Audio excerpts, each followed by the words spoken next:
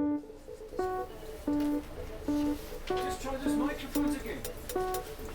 Hello? Hello? Hello?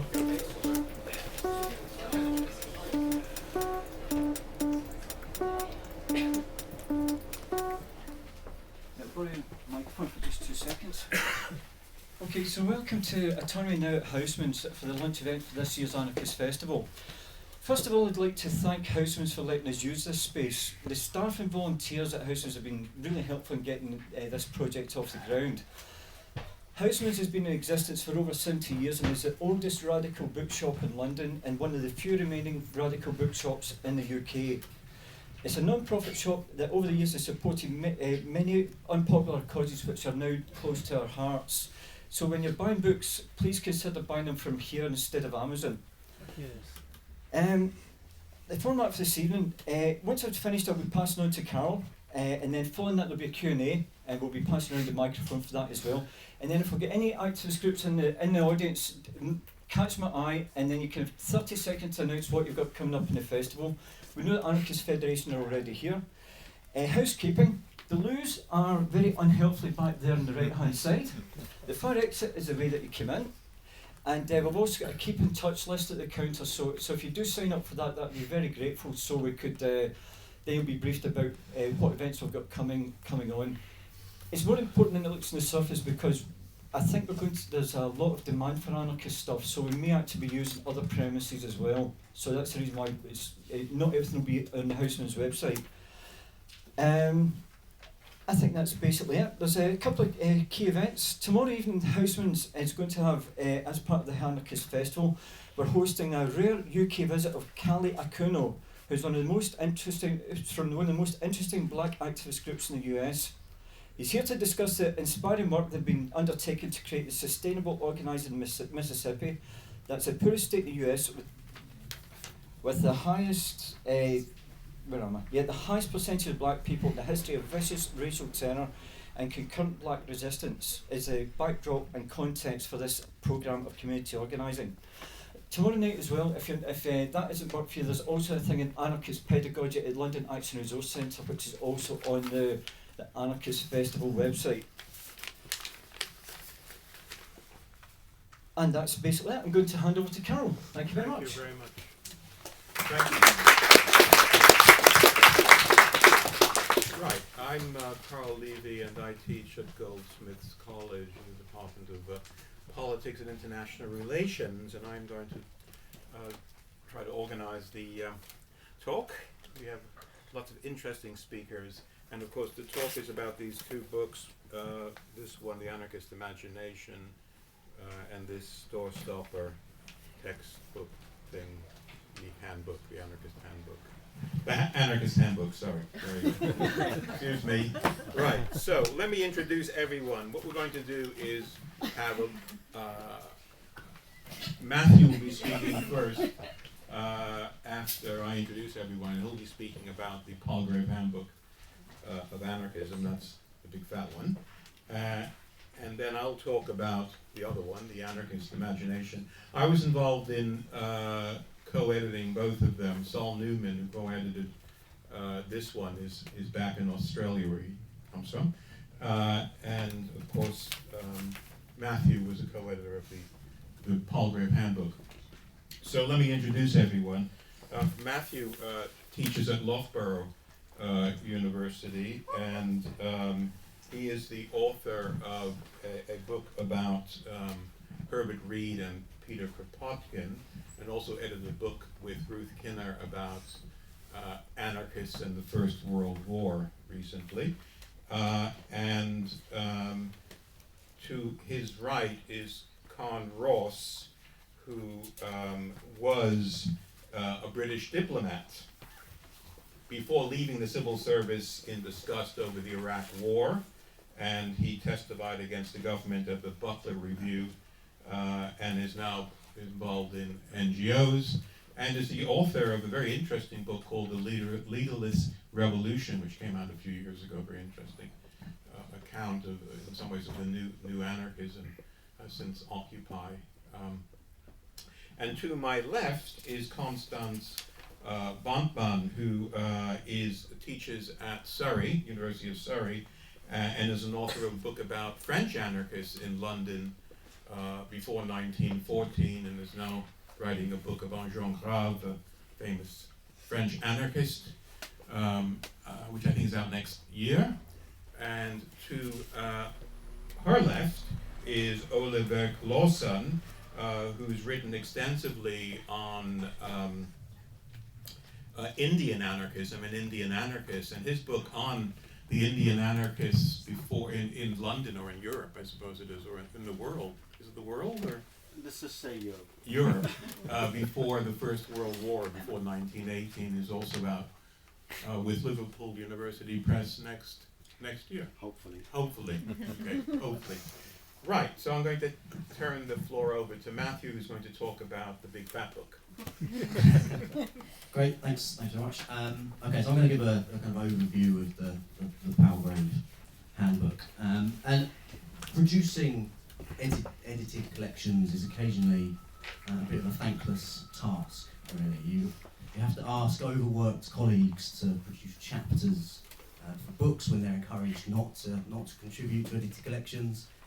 Editing the prose of your friends as well is a quick way to fall out. This is excellent, but do you really need another 5,000 words for footnotes? And at the end of a project, ultimately a project like this, it only moves as quickly as the slowest contributor, and academics are not exactly known for their punctuality. So all of this did pass through my mind in 2016 when Carl said that he'd been approached by Palgrave to produce this book on anarchism for their new Handbook series. But at the same time, it seemed like too good an opportunity to pass up. And anyway, I thought that a project that included 43 authors writing 41 chapters spread across 5 time zones seems quite straightforward.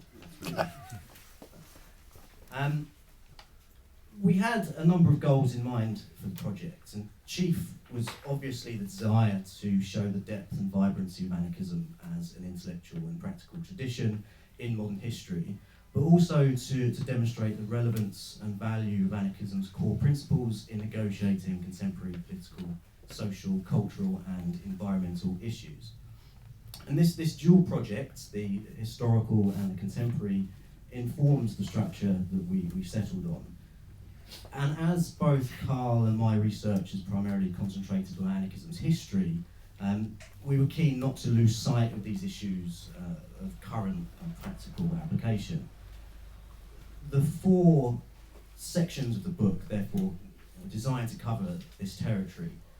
Section 1 on core principles examines the conceptual and theoretical ground that defines anarchism as tradition, including essays on, amongst other things, the state, on freedom, anti-imperialism, and science. The contention being that these are concepts on which anarchists have consistently elaborated unique and worthwhile perspectives. Section 2 works through the core sub-traditions that characterise anarchism's intellectual history, including things like mutualism, anarchist communism, anarcho-feminism, and post-anarchism. Now, moving from the abstract to the actual, Section 3 focuses on particular moments in anarchist history or events that are of particular interest to anarchists, and includes chapters on anarchism and the Russian Revolution, the Year of Propaganda by the D by Constance, the Spanish Civil War, and 1968. Now, this all leads to Section 4, which is the longest section, and this concentrates on the applications, as we've termed it, of these historically constituted ideas and movements to contemporary issues, ranging from cultural, social movements to environmentalism. And this section includes chapters on anarchism and literature, gender and sexuality, utopianism, post-industrial and digital society, and postcolonialism. And Carne, who kindly agreed to write preface for the book, thoughtfully picks up on the issues of contemporary relevance at the outset of this project. We also did our best, I think, to reflect the radicalism of the content in the way that we approached building this book, or within the confines of academic publishing. in distinction to other books and handbook series, for instance, as it contains far more contributions from independent scholars than other texts, reflecting the fact that throughout its history, the main intellectual work of articulating anarchist ideas has not been undertaken by academics, but people working independently of institutions. We tried also to establish, strike a balance between established academics, those with frequently heard voices on particular issues, and early career and precariously employed scholars, and we tried to have a more representative gender balance than is common in works like this. Some of these we were more successful in achieving than others. The conspicuous area that we didn't have much success is the fact that this book retails at £200, which is why I have one copy, which is my copy, and I'm going to barter that for food post-Brexit. But you know, if anybody wants to read this book, you can call me at the end, and I can send you a PDF of the whole thing. So no worries there. So just to conclude, I wanted to read the last kind of 3 paragraphs, if I have time, of the introductions. I think that gives quite a good sense of where we come from for this project. Now, as this introduction, or even a cursory glance at the contents page makes clear, this is a book composed of multiple threads. But these strands, approaching anarchism as a political and philosophical theory, as a historical force, and as a lived reality for activists and dissidents, mesh into a detailed assessment of anarchism's past, its present, and perhaps also its future. As much as the contents of this book reflect the intellectual sophistication characteristic of the anarchist tradition, there is also something fitting about the variety captured in these pages. After all, for anarchists, plurality, diversity, and inclusion are supreme values, ones they see imperiled by the homogenising forces of the state and capitalism, and ones that alternative forms of anarchism as improvements upon the present. This openness and flexibility can make anarchism, to the chagrin of political theorists, difficult to pin down, to define, and to catalogue. As Alfredo Bonanno writes, anarchist is not a definition that can be made once and for all, put in a safe and considered a patrimony to be tapped little by little. Being an anarchist does not mean one has reached a certainty, or said once and for all, there, from now on I hold the truth, and as such, at least from the point of view of the idea, I am a privileged person. Anarchism is not a concept that can be locked up in a word like a gravestone. In their various ways, the authors in this book have grappled with this Bonannian challenge. And while conclusive fixed definitions would be an affront to the anarchist project, what is apparent in these pages is the depth and sophistication that's characterised this much maligned and constantly evolving political tradition. One of the new anarchists we met at the outset of this chapter, Herbert Reed, once drew a distinction between change and adventure. Change, he judged, was the basis of life, captured in the constantly unfolding and regenerating processes of the natural world, where life grew from the decay that was an inevitable consequence of life. Adventure, he reflected, was the manifestation of change as the essence of civilization, a commitment to innovation, to experimentation, to pushing the boundaries of knowledge, art and science. But he also thought that this distinction between change and adventure was essentially illusory. Change or adventure, he concluded, it is one and the same philosophy we seek to express, and we believe valued equally in science, art and religion. This was also an expression of anarchism, a political vision he believed which enshrined flexibility and change in its intellectual adventures as it grappled with the existential problems of today, and mirror the organic, mutating processes of nature in its practical organisational forms. This was a philosophy too alive to ever be locked up in a gravestone. Thank you. Thank you. Right, I'm now going to just discuss a little bit about this book. This is a book that doesn't cost £200, and I think it's up in the front there, The Anarchist Imagination, and the subtitle is Anarchism Encounters the Humanities and the Social Sciences. So it's much more focused on one aspect of this story. And by encountering the humanities and social sciences, I don't mean anarchism encounters the academics. Many of the people who were pioneers in various different fields were either self-taught or between unorthodox people. That's why they were attracted to anarchism to begin with. So, it isn't just academics we're talking about when we talk about the anarchist imagination. And the way I try to focus in on this in the introduction is try to imagine how anarchism acts as a muse in the arts, for instance, as a provocateur for various different social scientists, as a goading adversary for those who oppose it but want to argue with it, so therefore kind of are in a conversation with it, and as a catalyst where people will use it, so-called small a anarchism, epistemological anarchism, theory of knowledge anarchism, like Paul Feyerabend, who wrote about the history of science, to give you one example, who wasn't an anarchist.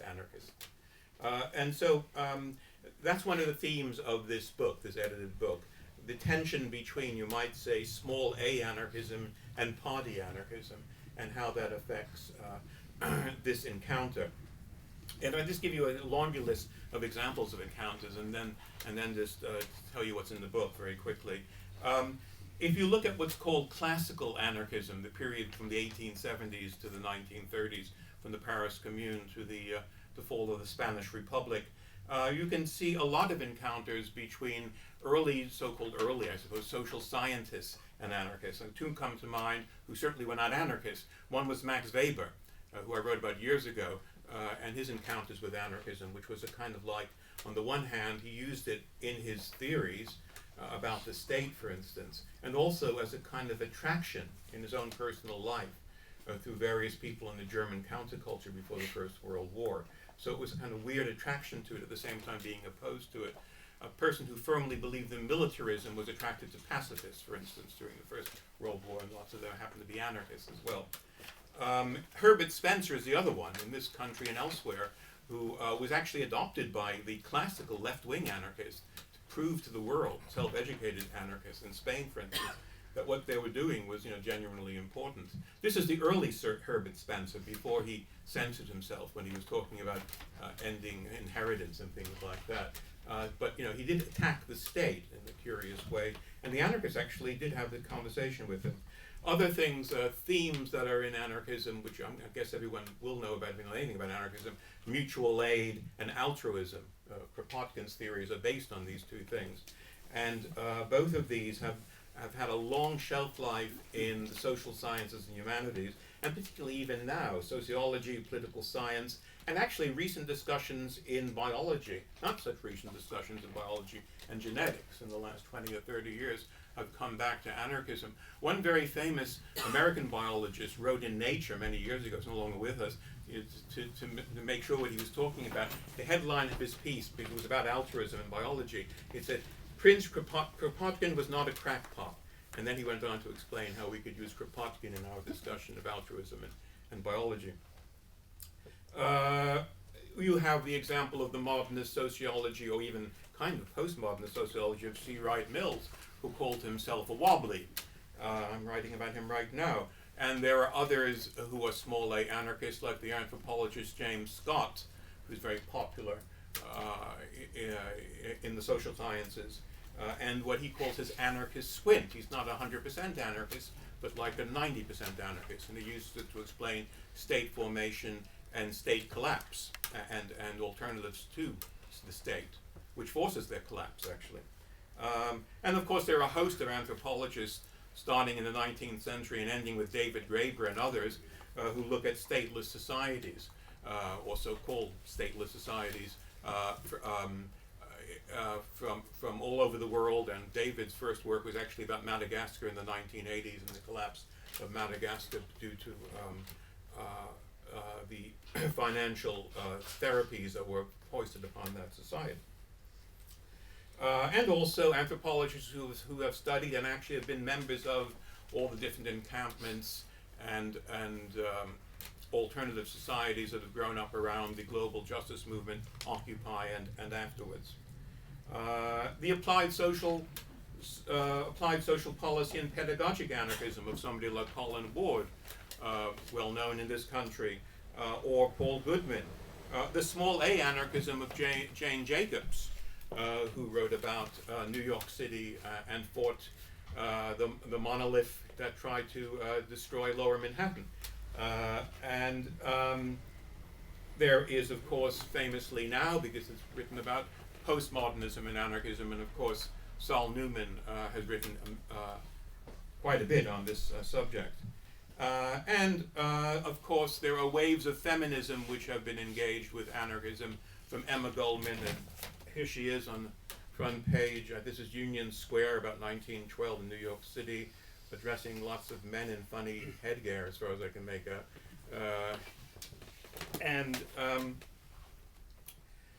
All the way to Claire Hemmings at the London School of Economics, who writes about feminist theory and anarchism, came up with a very interesting book engaging with Emma Goldman this last year. There is, of course, anti-imperialism and postcolonialism in anarchism from Gandhi himself, who, of course, was very close to the anarchists, if not an anarchist, at least theoretically, to Leila Gandhi, who has no relation, but is a theorist who writes about anarchism and postcolonialism in the last 20 years. There is the Catholic anarchism of Dorothy Day and the Quaker anarchism of Bayard Rustin, two very important campaigners for pacifism and for civil rights in the United States. There is the profound effects of anarchism on the styles, culture, and even political economy of Bohemia from the 19th century to the present, and waves of painters from post-expressionists to cubists, futurists, Dadaists, and abstract expressionists. In fact, of course, even though Rothko's value, the value of his work, is probably equals now the annual income of several countries, he actually always declared himself a wobbly, an anarchist, believe it or not. The list is endless, and I hope the panel will chew over those kinds of themes. That's what we try to do in this book. And this very quickly, I'll just go through the major themes and hand over to Constance, the titles, basically all. I do an introduction, trying to knot all these themes together. Then there is a piece by Mohammed Bamia, a sociologist, who does a thing about the Arab uprisings and anarchism, a study really of Egypt in Cairo in 2010-2011. Zahir Kazmi talks about anarchism in international relations, which has become a growing field of interest that is trying to confront the concept of anarchy in international relations with anarchism, which hasn't really been done until now. We have a piece by Chris Rosdell on anarchism and critical security studies. We have a piece by Saul on post-anarchism. Ruth Kinner on anarchism and political science. Sandra Jefferson on anarcho-feminists and anarchism, and anarchist theory. Vishwam Hecate, Jamie Hecate, on really the art of living together, a kind of psychology of anarchism, I guess. Anthony Ince does anarchism and geography, which of course is one of the great themes of anarchism. Lots of famous original geographers of the 19th century, Kropotkin being one of them, Reykul being the other, were anarchists. Maya Ramnath does anarchism and post-colonialism. Elena Lozedou does law and anarchism, which sounds to be a contradiction in terms, but it's a very interesting piece indeed. Judith Sueza does anarchism in educational studies, which has always been a very important part of applied anarchism, free schools and all the rest. Alexander Christianopoulos does anarchism and religious studies, which is also a great growth field, believe it or not. And then Alan Antliff does anarchism and arts, but this looks at aesthetics and modern day aesthetics in art and anarchism. And then I finish off trying to be questioning some of the connections, the false genealogies of anarchism collapse, and also the whole question about altruism, language, Chomsky's connection with anarchism, and science. And that's what the book is about. So I think we try to address some of the themes I mentioned at the beginning of my laundry list. So, Constance. Thank you. And well, I'd like to start by saying thank you. Congratulate both co-editors who are here. These are really two fantastic books. I think in academia we know, and readers surely know it as well, that these edited volumes can be of really uneven quality. And I think that's absolutely not the case here, actually. They're really really good volumes with lots of academics at the top of the game. Sorry, I'm included in one of them, so that's not for myself, but for instance, Ole, I was reading your chapter yesterday, and it's generally so erudite and so well written and really up to date, which again is not necessarily the case, and they really capture the state of the field. So here I'm talking really as an academic. There's no point running away from it, Matt. I think my points will really try to answer yours. Actually, I think we thought about the same things when preparing for this. They really point to a moment really in the field of anarchist studies. The Handbook is obviously, as you say, you've made a great effort and really shows you have an inclusive effort, but still a handbook, it's a genre, it's published by a very prestigious academic publisher, and it's great to see that degree of recognition. And it's the same for the Anarchist Imagination, obviously published again by a very eminent publisher. It made me think back to the times about 10 years ago when I was applying for academic jobs, and I would go to interviews and people would say, "Oh, you study anarchism," and laugh at my face. So we've clearly come a long way from this, and this is great. And one of the aspects I really enjoyed in the book actually is how they chronicle and they write the history and to some extent the sociology of an academic milieu that I belong to, and that I've very much been part and witness to this development of anarchist historiography in the last 10-20 years. There's been a great development of activity, and it's really great to see this in the books, and I think it's extremely well done. And I've also obviously enjoyed the way that both volumes really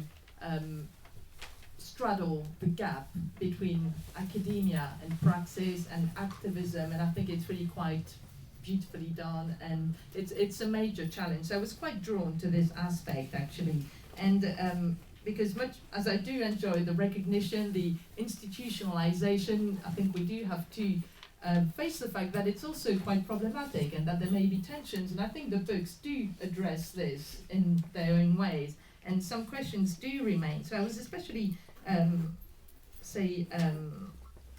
interested, or it really jumped at me, Zahir Kazmi's sort of sub-development on this, on the anarchist sort of scholarly milieu and how it shapes the discipline. And he does discuss anarchist studies specifically, which I can see here, and he talks about the sort of network around anarchist studies, to which I think we've all been affiliated one way or another. And in my work, I write about anarchist networks and how networks have been a key medium for anarchist activism. So when I read this, I thought, well, yes, fair enough, it's a network. It's a network of intellectual affinity. It's a network, well, these are networks of friendships as well. These are also networks to some extent of mutual aid, of people, contributing to the same scholarly endeavor and sharing knowledge, also keeping the discussion going. But as a historian of networks, I'm also aware that networks include and exclude as well. And it's difficult at the same time not to reflect upon, I think, our status as academics might be sort of privileged, sometimes the ivory tower, and also, as you mentioned, sometimes publishing in these very eminent volumes with prestigious publishers. One of the byproducts of this great interest in anarchism has been the fact that many of us publish in really prestigious journals which are quite extortionate, and I suspect many of us have had the experience of waking up to emails from people, sometimes quite virulently expressing discontent at the fact that there's a paywall and it's really expensive, and these are difficulties that we do face. They are moral dilemmas, and I was really interested in the way in which the volumes actually address them, and I think address them in the very structures, as you say, by trying to bridge the gap, by really tackling lots of difficult questions, and I really think it's as good, as well done as it could be, actually, for both volumes. My other question, my question for you both, I think, Matt, you very much preempted it, actually, was very much about the making of these books. Quite simply, why and how. How do you set about designing, you know, pretty much, well, it's not obviously not a definitive handbook, but, you know, for now it is a definitive piece on anarchism and on, yes, on anarchism. So I was interested in this, but I think you've really answered it. If you have further remarks, perhaps about how you chose the different chapters, section, you know, it is a sort of mapping out of realities. How do you set about it? I'll think about that one. Any chance the same actually, because I think the design actually it's a shorter book, but really there's in the introduction it's sort of mapping out of key strands of anarchism in the social sciences, which is characteristically very, very ambitious and very well done. And I was especially interested in the term imagination. Obviously, it's the French in me. That's the anarchist imagination came from my reading of C. Wright Mills again, the Texan wobbly sociologist who wrote a famous book 50 years ago called The Sociological Imagination. And it came from that. So I'm returning to C. Wright Mills by actually, because everyone's always talking about wobblies and all this, I've actually gone obsessively now checked all the different links with anarchists. And can you use the microphone? Oh, right, of course, excuse me.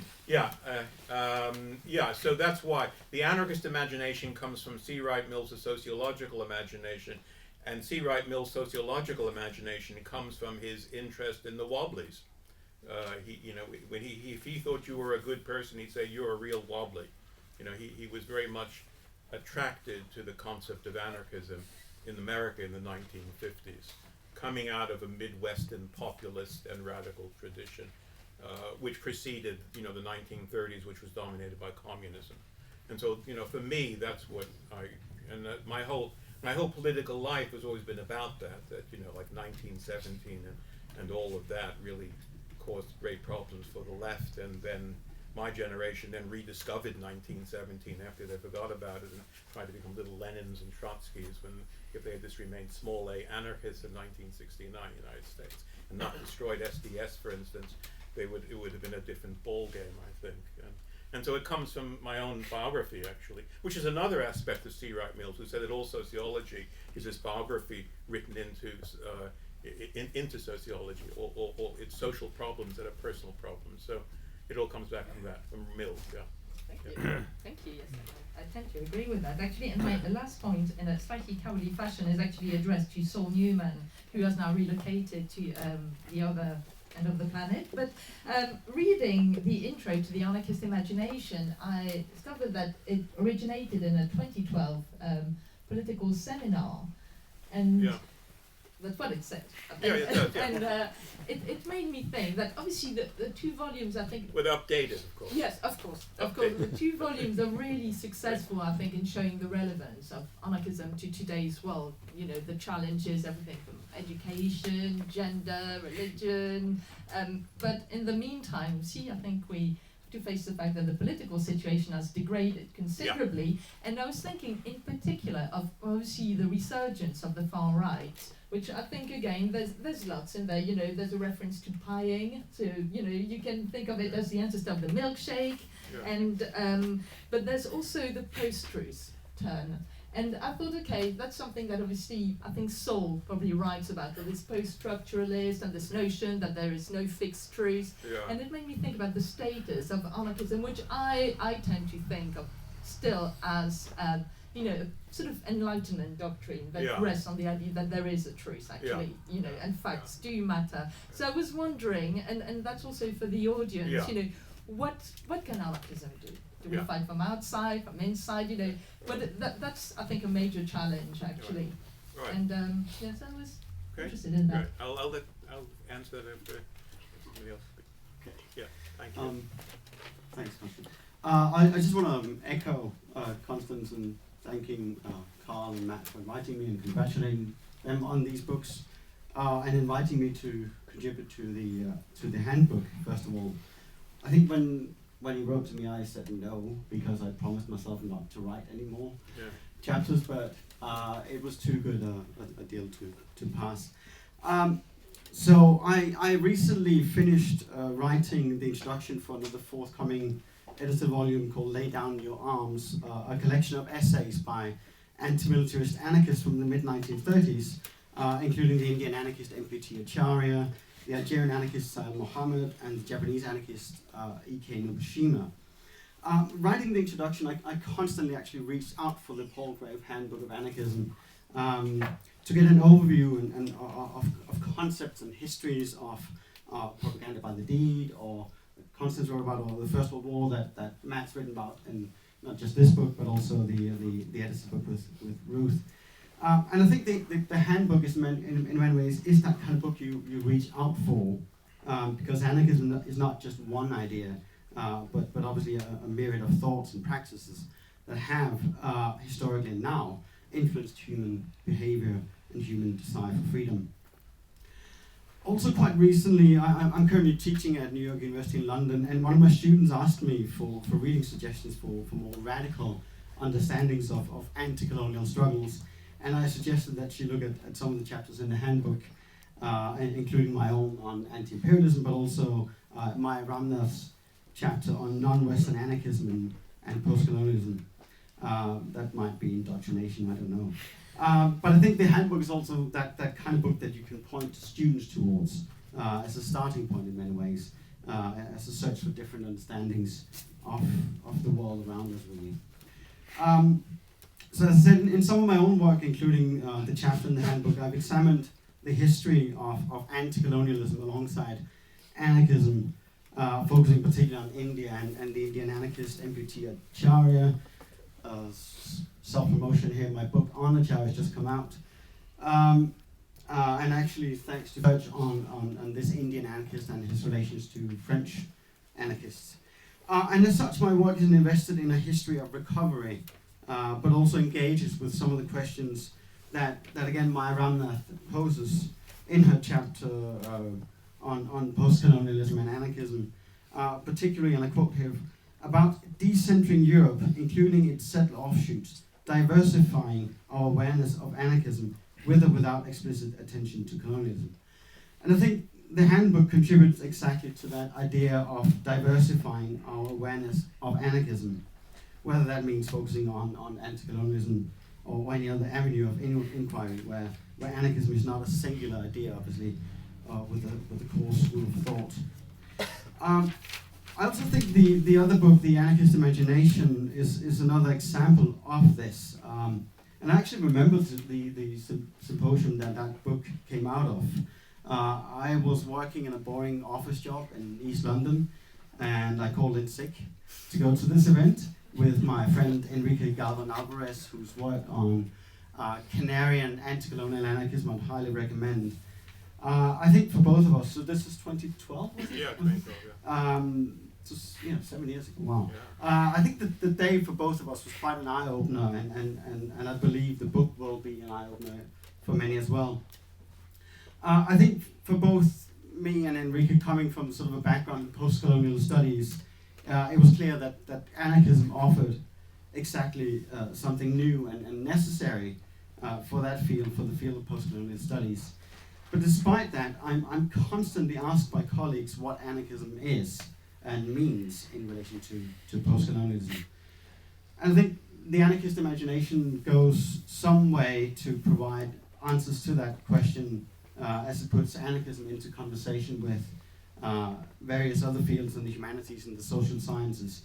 My own answer is usually, why wouldn't the human impulse for freedom that comes from that anarchist thought be the most obvious way to think about post-colonialism as a discipline also, but also as a practice, obviously, especially in this day and age where there's so much talk about decolonizing the curriculum in academia.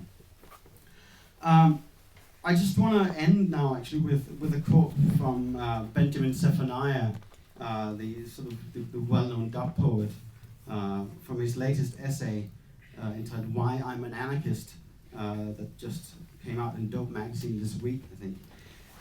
He says, I'm quoting her, "I grew up, like most people around me, believing anarchism meant everyone just going crazy, and the end of everything. I was hearing words like socialism and communism all the time, but even the socialists and communists that I came across tended to dismiss anarchists as either a fringe group, who they always blamed if there was trouble on demonstrations or dreamers. Even now, I just checked the spell check and it describes anarchy as chaos, lawlessness, mayhem, and disorder. I like the disorder thing, but for the average person, disorder means chaos, lawlessness, and mayhem, the very things they've been told to fear the most.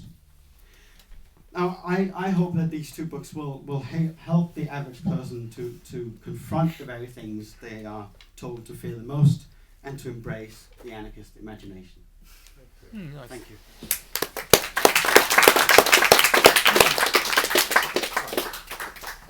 Well, I heartily endorse what Ola has just said, and indeed, I'm going to talk a little bit about that. And first of all, thank you for having me.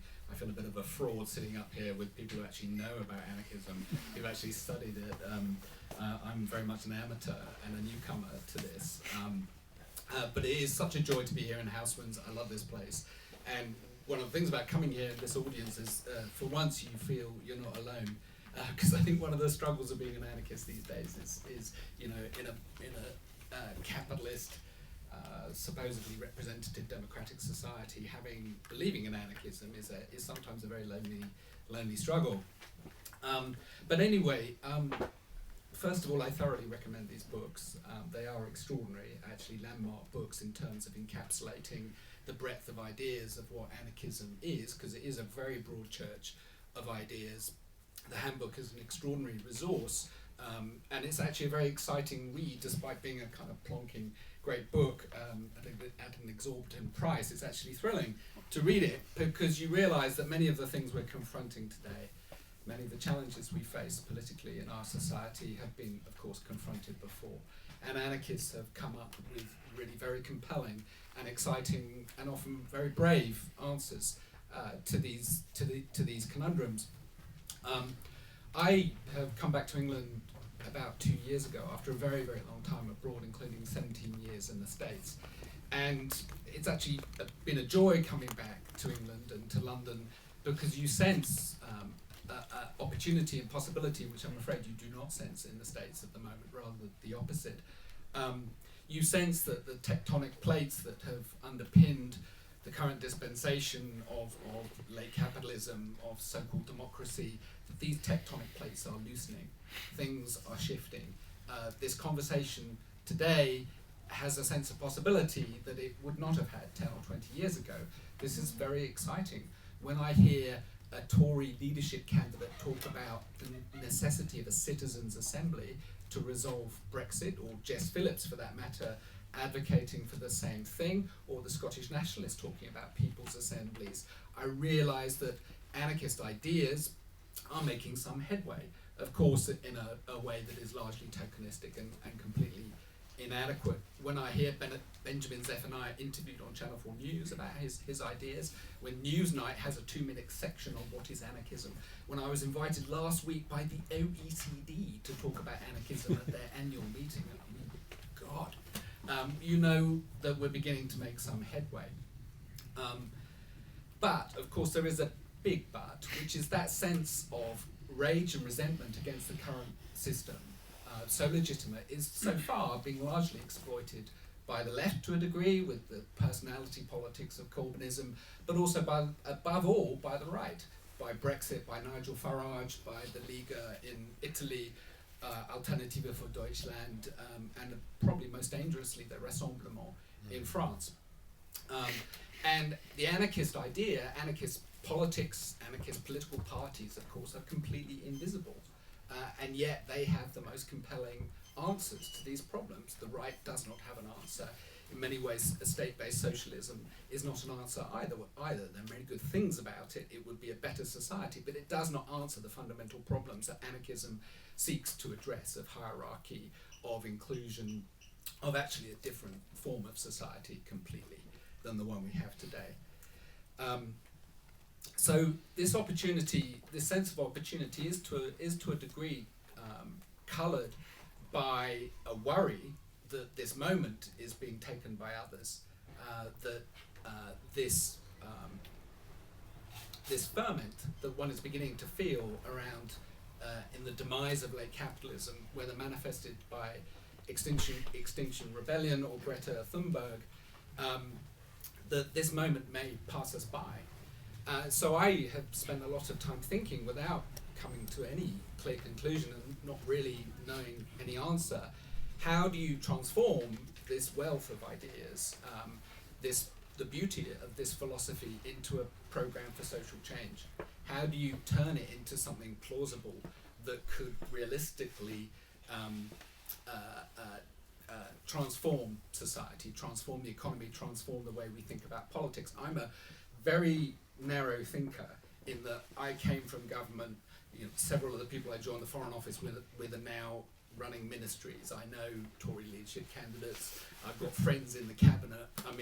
I'm very attached to the existing model of top-down power, and one of the difficulties for me in coming back to England is seeing all these people rolling around in limousines and getting their knighthoods, and me not. This is a weaker part of my personality that I have to confess to. And it does trouble me too that the two probably best examples of anarchism alive and manifest and running societies, Republican Spain and today Rojava in northeast Syria, have come about partly because of war. They are partly a function of the disruption caused by violence. That too is a worrying precedent. Rojava is now going through a very interesting moment where, to a large degree, the war is over. ISIS has been defeated. Some kind of accommodation is going to have to be made with the Assad regime. I think we should all pay great attention to what's going on in Rojava and do our best to support it and help it, and demand also that it reaches high standards and not engage in a kind of sentimental Orientalism of celebrating the Kurdish woman and the feminist revolution without actually being critical about what is going on there. That is the greatest service to this experiment. So one is left with this question. I don't think there's an answer, and that we've had far too much of white middle-class males like me offering answers to everybody else about how to transform society. But very tentatively, if I could suggest just a few things that might guide us in the way we should think about this problem. The first is that the ideas are there. Take this book, but also read on the internet. It's all there. The work of Colin Ward in Britain, Murray Bookchin's ideas. There's a great array of ideas to stimulate thought and above all action. The second is, and I think this is very important, is the humility of not knowing. That there isn't a comprehensive single answer, and that's kind of the point of anarchism. That the transformation that you can achieve is above all of yourself, and that the seeking of the transformation of the whole society, whilst a worthy aim, is perhaps not one that we can claim for ourselves, not one that we should demand, and certainly not one that we should coerce. And that leads one to the politics of leading by example, of leading by changing oneself, which is, as I acknowledge in the preface, a lifelong struggle. The third thing is that I do think this is an extraordinary age when the Me Too movement can spread across the world within weeks. We are living in a new political moment. Conventional politics are not structuring the whole discourse in the way that they did. Movements are happening, whether it's the climate strikes or Me Too, that have an extraordinary spread and ability to shift the conversation, to shift thought, to shift behaviours even very, very rapidly. That is a very, very inspires. The last thing really is that there are many ships being launched in this battle. Occupy is one. The extraordinary folks who are speaking here tomorrow night, actually, from Jackson, Mississippi, who I heard speak in New York a year or two ago, they are practicing something extraordinary down there in the American South. Rojava I've already mentioned, but many boats have been launched, some small, some large, some eye-catching, some humble, and some of them will succeed. And I think we can take extraordinary inspiration from that. One of the concepts that Constance invoked is, of course, mutual aid, Kropotkin's great animating idea. But in fact, mutual learning is, of course, equally important. We are in a very, very complicated age of opportunity, where I think old theories of unitary theories of revolution or of political change are not appropriate. We're in an age of, to quote Isaiah Berlin, we're an age of foxes of many things, not hedgehogs of one thing. And in fact, the enemy is those who propose singular answers to the problems of heterogeneity.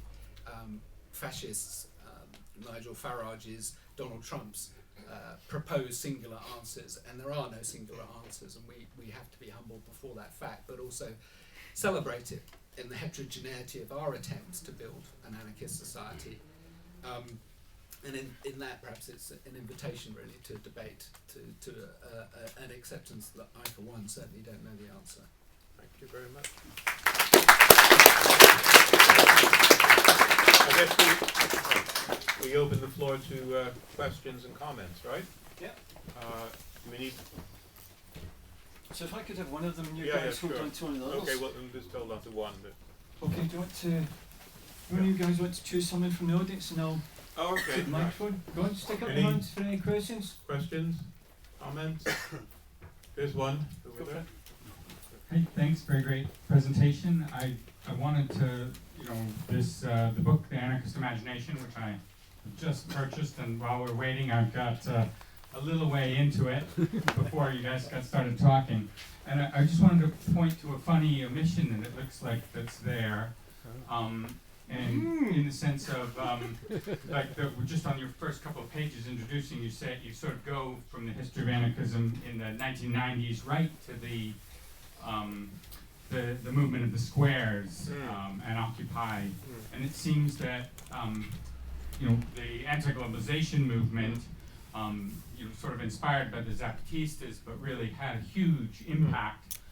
Speaking from my own experience, I was in the 90s working on anarchism in Los Angeles, and I pretty much, in a city of 20 million people, knew most of the anarchists. And when I came back after the World Trade Organization meeting in Seattle, which was there was hundreds of new anarchists. I couldn't have possibly known them all. It was just amazing to me. I was like, what had happened? And so that movement was really both organized by and very much so. I think that would be something to do. Particularly J18 was one of that events in London, and there'll be a May Day Rooms meeting coming up on that. And I'm doing some part of the People's Global Action Oral History Project that has a meeting during the Anti-University. The other Please question. be brief, because we want other people to. Okay, sorry, that you're right. Just the other question was, it just goes to humanities and social sciences, and what about the natural sciences and technology? Right. And it points to an absence in also an anarchist thing, which is something that today we really need to start thinking about because technology is so obviously an impact. Sorry to be long. Do you guys want to deal with that first, and then we might take them as groups of three afterwards? I'll just if that answer this helps? one now. Yeah, go on, fire away. Well, we do talk about the global justice movement, and of course, Muhammad's first chapter in the book, after mine, is about Cairo in 2010-11 when he did his own field work there. So it's an example of something that grew out of things that happened before in Egypt, actually, from the 1990s onward, which also was opposing austerity and neoliberalism and all of that. As for the question of science and technology, well, it's just have enough room to do everything, and it's very important, I think. In my conclusion, I address that to some extent because I talk about Noam Chomsky, who does argue that his concept of language, either how does Chomsky become an anarchist? Because his concept of language is, he claims that anyone who's a social scientist can't criticize him about how language develops because they're not, he has a boundary. So there's a very interesting discussion about science there, and throughout at least my chapters there's a lot about that, especially about the military and industrial complex and its weird double life with anarchism, almost Thomas Pynchon-like. I think he was onto something there, and anarchism, so that there were plenty of people who were involved, computer science and others who were interested in forms of mutual aid that come out in patterns in nature, which were also very useful for creating networks of communication that withstand thermonuclear attack. So on the one hand, you could be a pacifist anarchist believing in a joint network, but the network could be used for incredibly insidious things.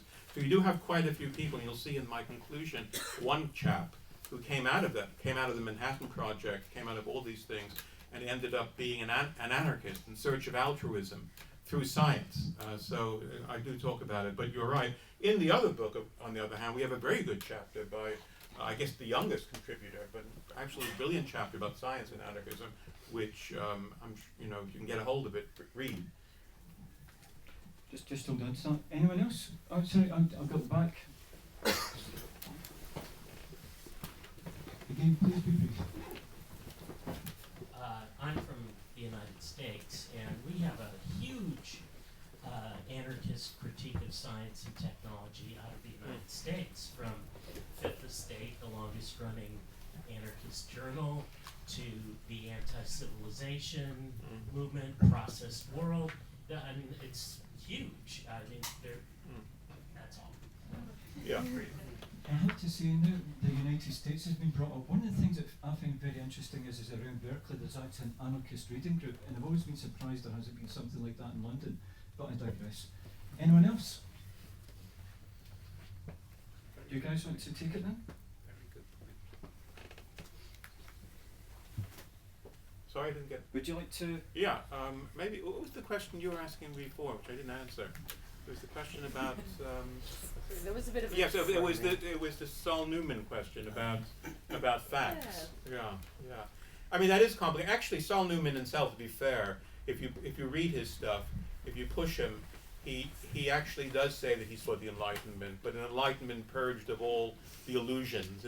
It's almost like what the Frankfurt School kind of said way back when, that, you know, a kind of disenchanted form of approach to the Enlightenment, but not throwing it completely out the window. As for the other side, it can be misinterpreted, the idea of the relativity of facts. But, you know, if you look at most of the people that have engaged in this, I guess besides maybe the anti-civilizationists, but if you look at, you know, somebody who is not an anarchist but used anarchism, like Feuerbach and others like him, they like anarchism because it opens up possibilities. But they say you don't have endless possibilities, but you have a lot more possibilities than in some linear view of history. Same thing with the anthropologists and many others. So, yeah, I think Saul's argument has two sides to it. One which is epistemological, where he gets to this. Maybe I don't agree with him about this whole thing about. I mean, that's not my approach. And then the ontological one, you know, about reality. Well, then he isn't just, you know, some kind of like irrational. He's not a vitalist or something like that. He's certainly not in that tradition. So yeah, that's what I'd say. Any comments from any of the other speakers? Yeah. I think actually Carne answered my question really well. I think you can view the current situation we're in at a time of incredible crisis and actually closing down of opportunities and sort of, you know, hijacking of the political field, or you can look at it as a time of opportunity. I think that's the other way of looking at it. So yeah. Thank you. One more thing. A thing that always intrigued me about the anarchists, and how you can use it as if you're a social scientist or an historian. If you want to use it, you know, for studying things, is that, you know, I think most people now agree that if you want to understand how revolutions happen, they happen because on one day anarchists actually are, small a anarchists are actually controlling the narrative of any given society. From 1848 to 1917, and most of the recent accounts of the Russian Revolution will say that in the summer and spring of 1917, you know, there was a widespread small a anarchism which undermined the old state and created, you know, things that couldn't last, but these councillor forms of federal participatory democracy. And any time in history in the last 200 years, you see these things popping up over and over again, from 1968 to 2011. So in that sense, I think, you know, anarchism is even interesting for people who don't like anarchists. The suggestion of a reading group is a very interesting one, and I think a very pertinent one. before the revolution in Republican Spain, there was a many-year effort to educate people through reading groups and nudist holiday camps and stuff like that. You know, led by Finelli and others. A very deliberate pedagogical, have I said that right, attempt. In Rojava, the story is often told that this philosophy came from Murray Bookchin via the brain of Abdullah Öcalan in solitary confinement, but the reality is actually more complex in that a lot of the ideas, particularly the ideas of feminist revolution, were hatched amongst a group of PKK fighters, often women, in the Kandil Mountains, in essentially exile from Turkey. It's a secret history for obvious reasons, and one of the problems with the Rojava revolution is that the PKK itself is a highly secreted, monolithic organisation led by one man, which is a kind of paradox when you're talking about a feminist, heterogeneous, anarchist revolution. But I do think that the educational challenge is a huge one.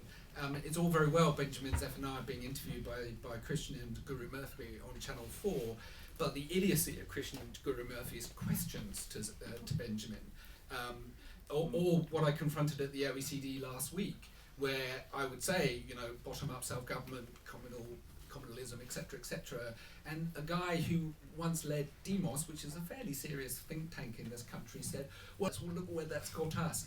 We have a huge job to do in terms of explaining these ideas. The book's a brilliant start, but it's also a popular project that all of us, I think, falls on all of us to undertake, to explain why this excites us. It's got to be exciting. Russell Brand, I think, is onto something there. He is an entertainer, and I don't want to trivialize politics by saying it's part entertainment, because that's one of the things that's wrong with it. But you do have to excite people. We live in a very cynical, know-all age when people have got a bloody good answer for everything, including me, and we have to create some sense of revolutionary possibility. I don't know how to do that, but I definitely think it needs to be done. I have nothing to add. Okay. Questions, people? Anybody? Oh, there's a question over there. Two. Here we go. Okay, well, tell you what, shall we do Simon and then take us to there? Go on. Going from what you were saying, I feel that it is about Microphone. Sorry. Yeah. Going from what you're saying about the excitement, to me it is really about us, in some ways, learning how to live as human beings in an excited way.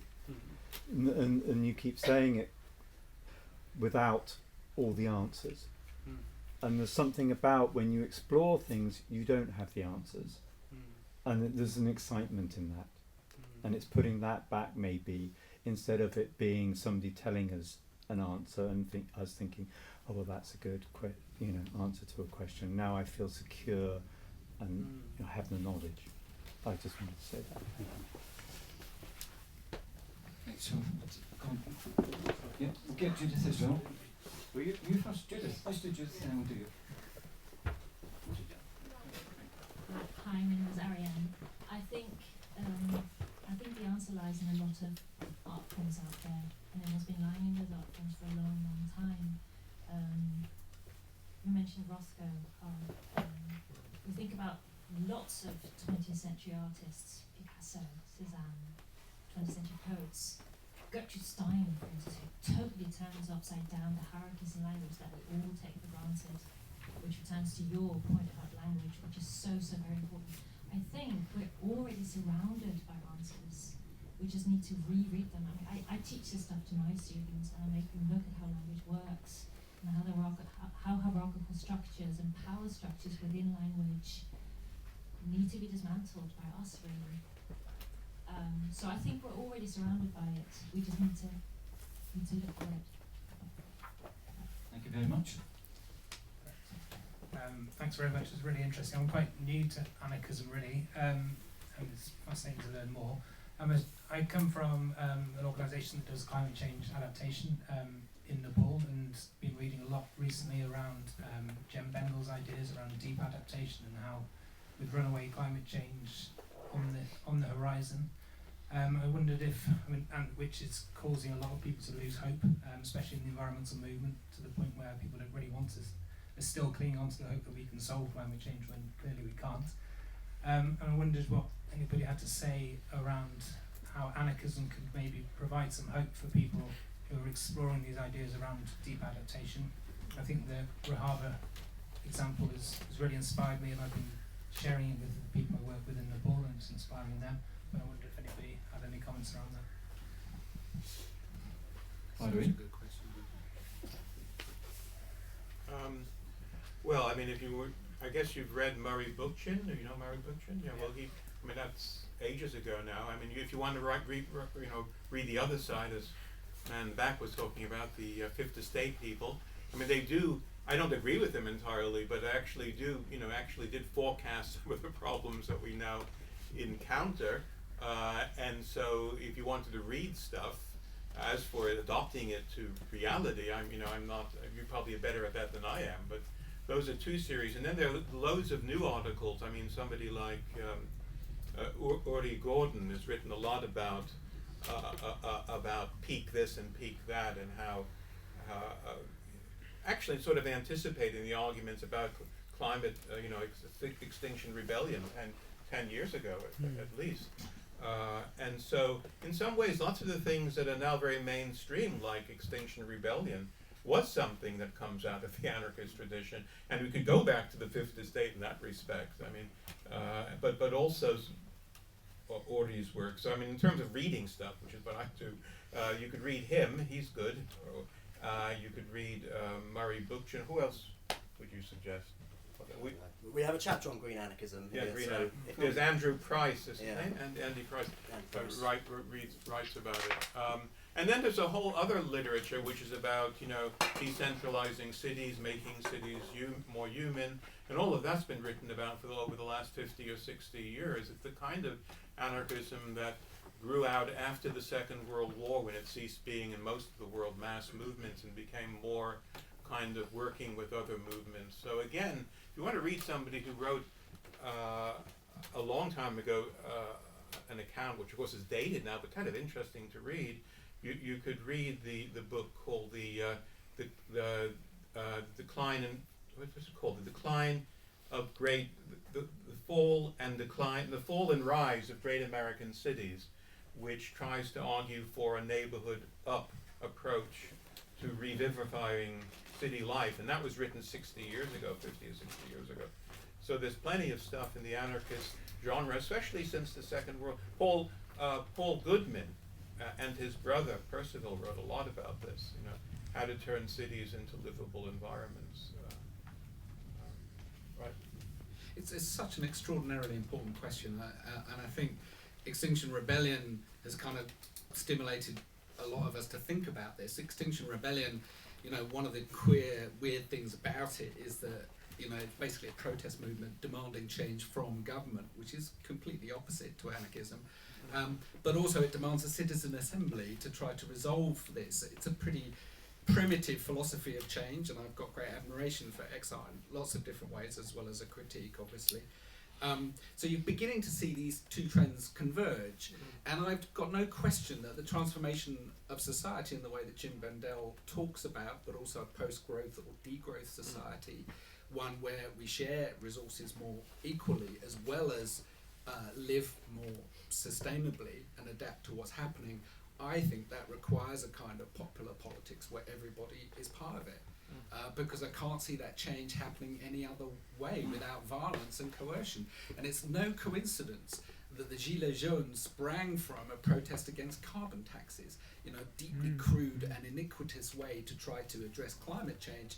These are deeply difficult questions to resolve, but can, in my view, only resolve deeply difficult social and economic questions about how society should live through a participatory process as proposed by anarchism.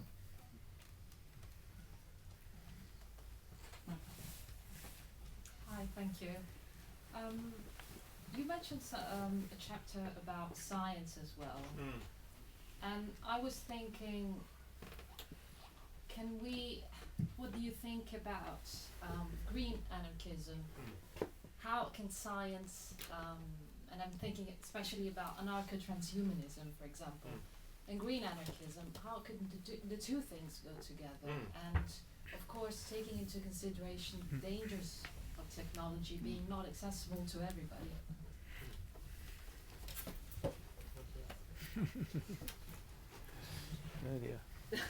sorry, I wish. Again, it's. Sorry. Sorry. It's been recorded, so we do need people to use Yeah, the microphone. okay, here I am. Yeah, I don't know. I really don't know how to answer your question, except I would agree that one of the dangers of the world we live in is that an elite of technologists and people who pay them will rig the algorithms that everyone uses, and it's just become common knowledge these days about racism and algorithms. But it's not only racism and algorithms, it's rich people and algorithms, powerful people and algorithms, and I think that's what you're getting at. I think democratic science, citizen science, I think is the way forward, and scientists have used citizen science now. I mean, a mass participation of people in counting birds and censuses of that's Extinction Rebellion to see what's alive and what isn't anymore in our cities and countryside. And I think this is very important because there always has been, anarchists traditionally were very much taken by science, but a kind of science that's now critiqued by the post-anarchists, and many people are ecologists. I mean, the anarchists of Spain in the 1930s, they were attracted to nature, but the anarcho-syndicalist side of them, who were really the most powerful part of the movement in the 1930s, were very productivist. They really worshipped factories. I mean, they worked in them, so I mean that was what they wanted. So since then, I think the argument within anarchism has been between those who have critiqued that and then how far they want to critique it. So as I understand it, you don't think science in itself is a dangerous phenomenon. Is it those who control it, those who set the agenda of science, whereas science is a concept and a practice, a danger in itself. It just cannot be controlled. Basically, I'm thinking out loud. I'm thinking, is it something we can do step by step? Is it good to throw all this knowledge all together, or shall we work on it step by step? So I don't have an answer to that. Well, I don't think I have either. I would emphatically suggest, tentatively, the latter. The trouble with history is it's gone. Yeah. This is the past. Revolutionary change in 1930s Spain is a very different project from revolutionary change in the technological wonderland of today and the horror show of global ecological transformation. These are unprecedented issues. And to me, when confronted with unprecedented issue, I always return to basic principles and how you apply those in these new circumstances. The basic principle of non-hierarchy, of the rejection of domination, the insistence on the participation of everybody equally. These sound like platitudes, but if you construct a system of governance or a discourse of science around those principles, then you're some way to the answer. Questions, people? Thank you.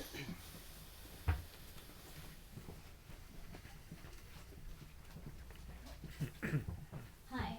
You kind of touched on it briefly with words. You were talking about kind of the ivory tower, about who can need anarchism most, maybe the working class or the people that can't necessarily access the academic text, whether it's through money, whether it's even through the language that is used, they can't necessarily understand. So how do we, I don't really mean this way, but kind of democratize the wealth of literature that we have to be more accessible to the working class or the people that really need anarchism?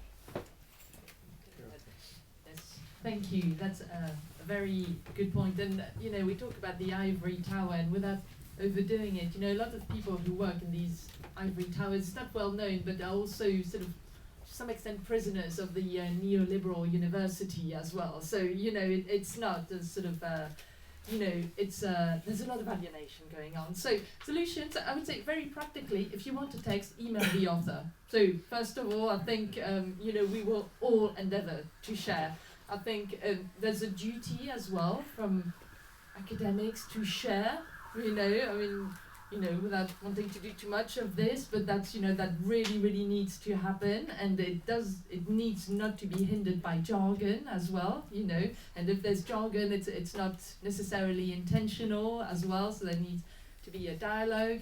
I think anarchism, I think specifically, there's a lot of fora where actually that dialogue can take place. Actually, I think it's very, very open. If you think about groups like the Anarchist Studies Network, they have always been, you know, real. I mean, it's been a founding principle that it should be open. There's always great awareness of actually inclusion and how we make it possible, you know, including financially. So I think this is not, you know, too bad in terms of the. Well, sorry, it has to be named to the academic or non-academic divide, but I think the first step is if you want to access a text and it's, you know, it's really expensive, ask for a PDF, and if you don't get it in return, it means, you know, you probably don't want to read it. Ollie, go on, you look like you're bursting to say something. No, I don't. Well, I'm just speaking from my own work. I've just published a book on the Indian anarchist N.P.T. Acharya, and I'm working with the Indian Anarchist Federation to publish a cheaper version in India. And there's been a lot of demand from that within that organization to actually have a history of anarchism in India. And so that's why, first of all, it's published with the AK Press, and it's quite cheap already, but we are really trying to make it accessible to a wider audience in India. So I think a lot of us are trying to work towards that kind of sharing and mutual aid and just some of the basic principles of anarchism, if you will. Where in India? Where in India? Yeah. So this is this group in this is Mumbai. Mumbai. I have to say, I heard, I don't want to embarrass you, Ollie, but I heard Ollie do a talk on Acharya last week, and it's an absolute cracker. We're hoping to get them in the shop later on this year. And it actually gives me an awful lot of hope to see stuff coming from the non-white world, because apart from anything else, Britain's demographics are changing fast, and anarchism has to accommodate them as well. You know, we absolutely have to every point, and then, you know, give their literature back to their own countries as well, you know, which is we really, really should be doing. So I'm really chuffed at that. Anyone else? For anyone else? Oh, good. Sorry, Carne. Sorry, I'm passing the mic, as my wife says. I think it's a brilliant question. It's a really profound problem with anarchism. And I think it stems partly because anarchism is such a wonderful analytical posture to take. It's such a wonderful platform on which to criticize everything else. You know, anarchists got to deconstruction and postmodernism long before the postmodernists and deconstructionists. You know, anarchists have been talking about the power intrinsic in language and structure and, you know, gender politics long before anybody else. And I think this has created a bit of a discourse that's quite inward-looking in anarchism. You know, a highly technical, intellectual discourse, which is very inaccessible. So your points are absolutely correct. And my suggestion that the answer may lie, and this is actually consonant with a cultural trend as well, is practice, is show, don't tell. I mean, people are sick and tired of hearing people talk about politics like me. You know, nobody really listening anymore. But when they see Greta Thunberg doing the climate strike, they see something material, palpable, and inspiring. And to me, that is the way to spread ideas, is through practice. Whether it's, you know, through working class communities, communities of colour, wherever. I think practice, partly because, as you said so well, it's the doing of the thing, it's the humility of not having the answer, knowing that our own circumstances are not other people's circumstances. I don't know what the answer is for working class communities. You know, but I absolutely respect their right to explore that answer for themselves. Any more for any more? Go on. This is your only opportunity. Go on.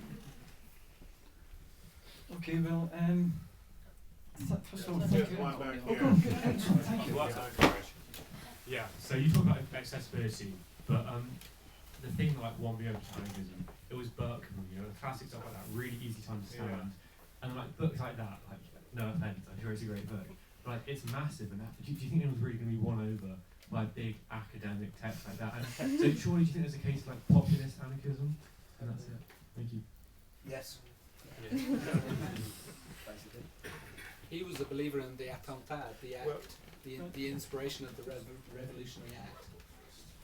I think it circulates, in many, many ways. We castigate the media, but for instance, my native France, you do hear David Graeber actually on, the equivalent of the Today program, and he's taken extremely seriously.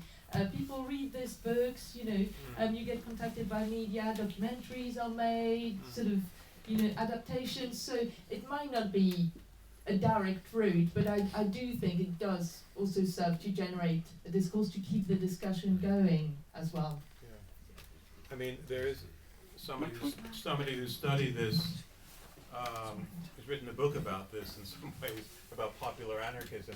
I think it's pretty easy to read, but anyway, it is an academic book, which is basically his argument is that there was a that when anarchism was a popular movement, the reason why it was a popular movement, in some countries it wasn't that big, but it set the agenda for the left in any case, unlike Spain where it wasn't very big, because it controlled popular forms of art, so the poetry, the songs, May Day was originally that kind of thing, songs, repertoires of action, all these things came from anarchists, even in the United States of America, to give you one example. When anarchism, so to speak, was divided from the popular working class base, particularly after the fall of Spain, although some people argue it's continual elsewhere in the global south a bit longer in Latin America, and it's this very Eurocentric way of looking at it. Nevertheless, it became less important, and other forms of the left came to the fore: Marxist Leninism, Maoism, Castroism, whatever. What you do see is the creation of a kind of intellectual anarchism. That is, you take all the intellectuals who were there in the late 19th century, and then that's carried forward in the 1950s, 50s, and 60s. So if you look at beat poets and people like that, I mean, there's a pretty small group of people reading beat poetry or modernist literature, and they take anarchist things, and it isn't very close to it isn't the same thing as a popular, IWW song or something like that. So there is a problem there, and then what you do is you have a much bigger movement, either a youth culture movement and its iterations from the 1960s onwards, which isn't openly anarchist, but actually some of its themes are very libertarian, right? And so let's get back to this question of small a and large a anarchism. From my point of view, I mean, I study this stuff, but in terms of action, there's a much broader field of people who are doing anarchist-like movements. To get back to Graeber and his idea that it's the actual democratic form of Occupy, even though some of the people were pretty strange in Occupy, or any close to that, the democratic form of talking about things in Occupy, with all its weaknesses, is what is the anarchism. You don't have to read even Berkman, even if it's fun to read. It's that doing that's important. So the idea of having that kind of culture again, it won't be replicated again. It'll be this kind of weird combination of popular culture, even culture which is appropriated by the mainstream, like V is for Vendetta or anything like that, and aspects of this traditional culture. So I don't think you can recreate that in the modern world, but it's much bigger than you realize, because it isn't bifurcated like it was before between this small little intellectual group and something else. As for academia, to finish off with that, it's quite true that people make their living out of doing this stuff. I mean, I could even say, originally being an historian, that I make my living off the dead. I'm like a vampire. Without the dead, I would not. I make the dead undead. When I'm an historian, so you could say, what's that? That's a terrible profession. So I mean, people always say to me when I'm doing this anarchism, oh, it pays. I always try to rile, yeah, it pays my mortgage. Sorry to say, it paid off my mortgage, in fact. But actually, I didn't do it, but the university did. That gave me credential. Yeah,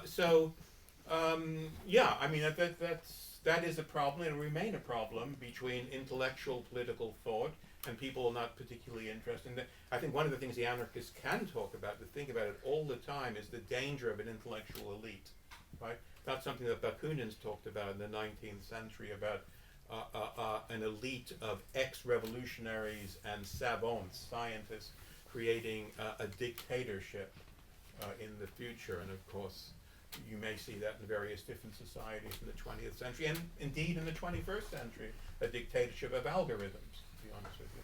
So I think what you're saying is very important, but there's no clear-cut solution. My thing is, if you want to do action, look at the small a anarchist stuff, you know, and not worry about, you know, that people are reading Berkman or, you know, or Constance Bantman or anyone. That's not the important thing. It's the actual behaving in a, you know, in a fashion which approximate the ideas of what we mean as anarchism.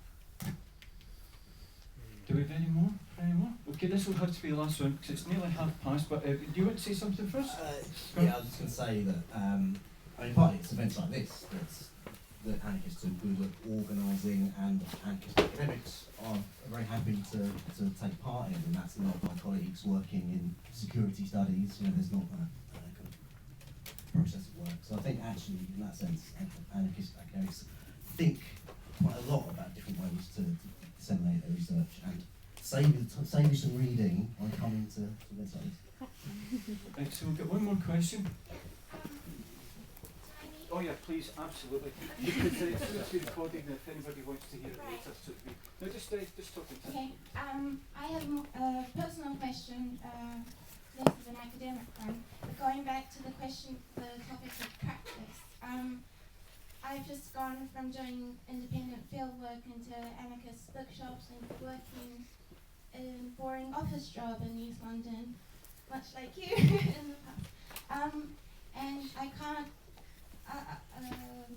I feel very paralyzed and unable to act because of this contradiction or my own hypocrisy. So I'm just wondering, how do you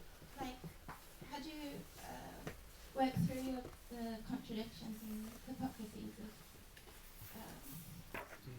yeah, so like you, for example, you're an academic, you're yeah. Just bear with me a second. One more at the back. Sorry, misunderstood.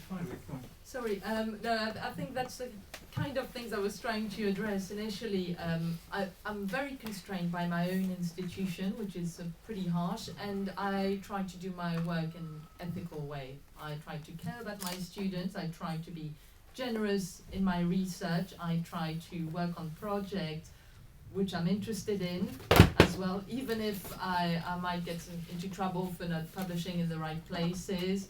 You know, I'll never say no to an invitation to speak somewhere. Last week I was talking about anarchist art in a sort of pensioners group in Surrey, so that was really interesting as well. So, you know, I do what I can within my fairly limited remit, but I think, you know, you also have to acknowledge that you do what you can.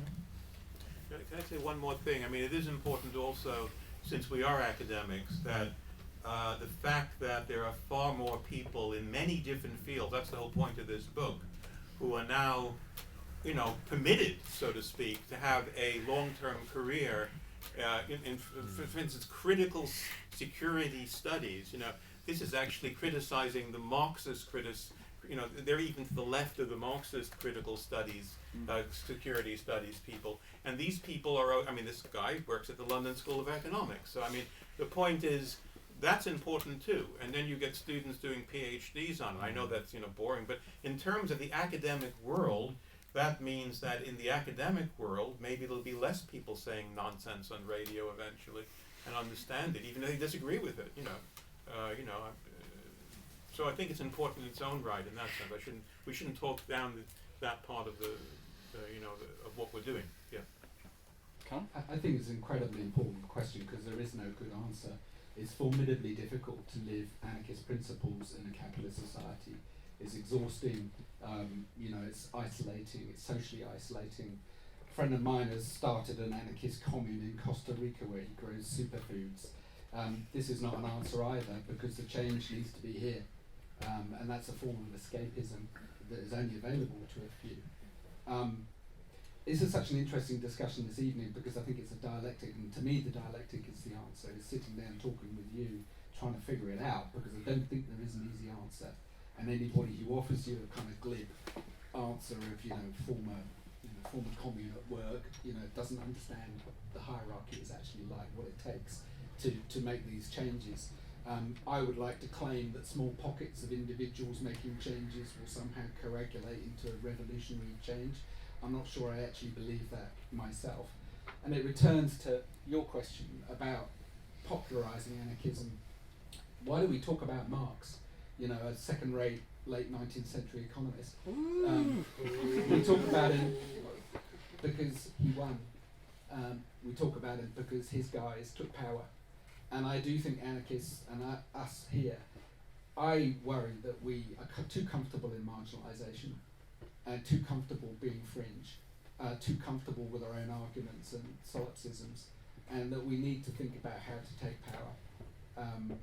Not in a coercive way, not in an exclusive way. These are very difficult principles to work around, the theory of change and taking power, but the right have figured this out.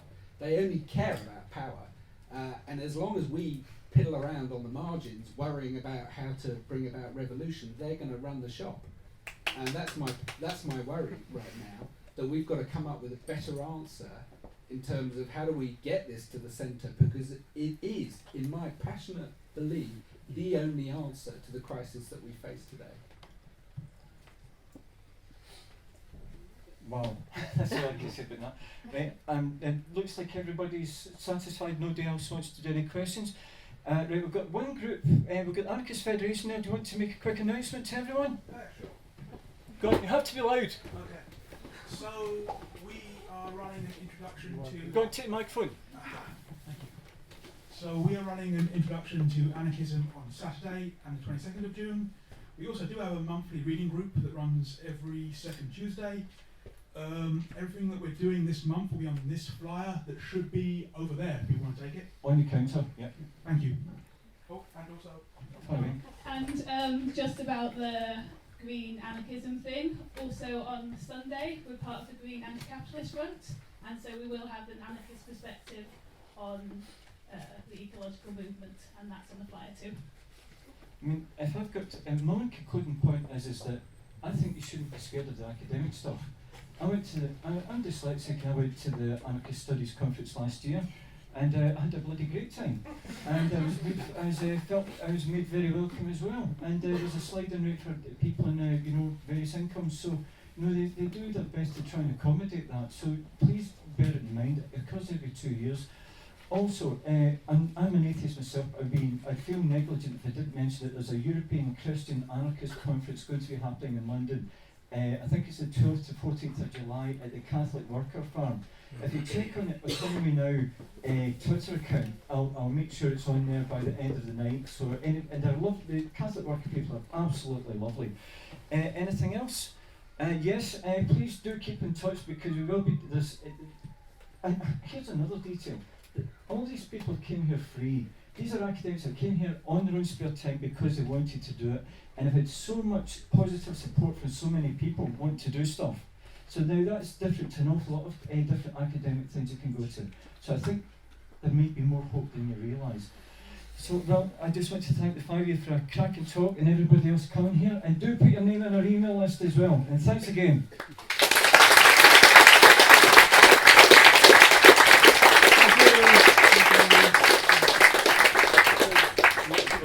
Now, if you could just let me so I can get all the chairs out of here.